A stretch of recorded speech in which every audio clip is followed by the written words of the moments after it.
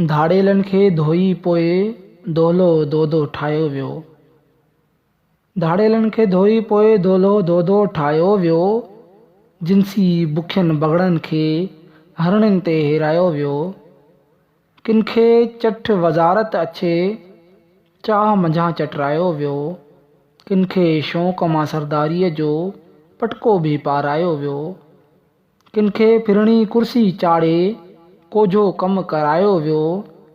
किन खां सारो सिंधू मुंहिंजो लेखो ॾेई लिखारायो वियो।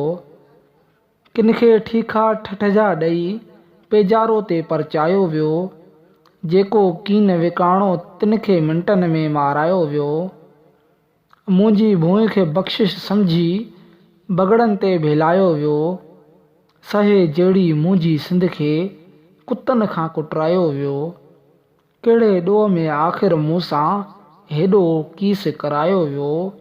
कहिड़े ॾोह में आख़िर मूंसां हेॾो वेल वहायो वियो।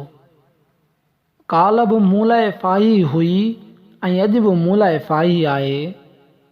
काल्ह बि मूं लाइ फाही हुई अॼु बि मूं लाइ फाही आहे। हिते काल्ह वॾेरा शाही हुई ऐं अॼु बि वॾेरा शाही आहे। काल्ह बि साॻी धूड़ हुई ऐं अॼु बि साॻी छाई आहे। सिर्फ़ वॾेरा शाही आहे, पंहिंजी सूरत बि बदिलाई आहे।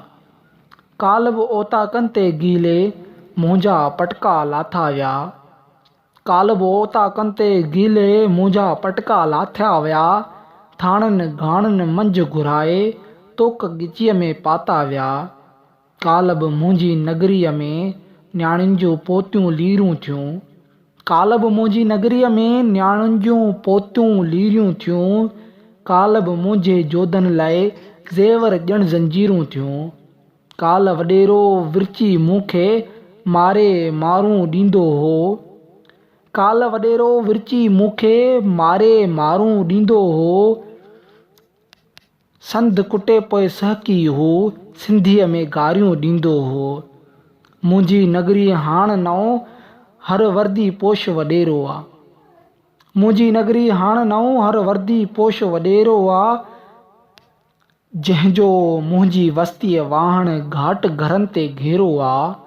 अशराफ ऐं इज़तदार उन लाइ ॼण को नथू खेरो आहे।